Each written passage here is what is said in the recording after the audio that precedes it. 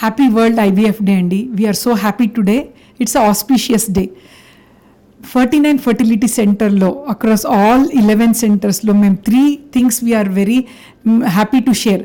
First ఏంటి అంటే మన మొత్తం ఇండియాలో data, especially 49 is from AP Telangana కదా, హైదరాబాద్ కేపీహెచ్బిలో I'm practising.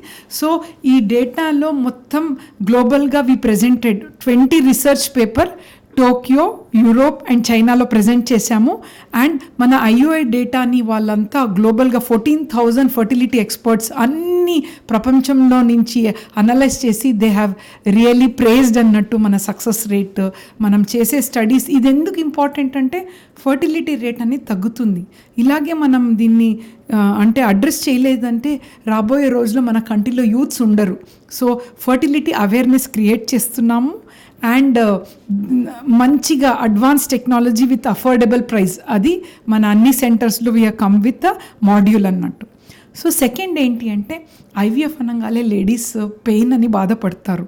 So needleless pain free IVF ఇంజెక్షన్స్ని కూడా లాంచ్ చేశాము.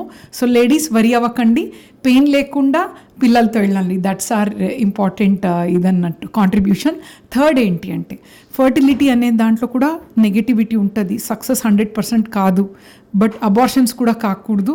ఫస్ట్ ఐవీఎఫ్ఏ పాస్ అవ్వాలి, ప్రెగ్నెన్సీతో వెళ్ళాలి. దీనికి ఒక సెంటర్ ఆఫ్ ఎక్సలెన్స్ అంటే centre of excellence for reproductive immunology and recurrent implantation ఫెయిల్యూర్ని లాంచ్ చేస్తున్నాం రాబోయే రోజులో.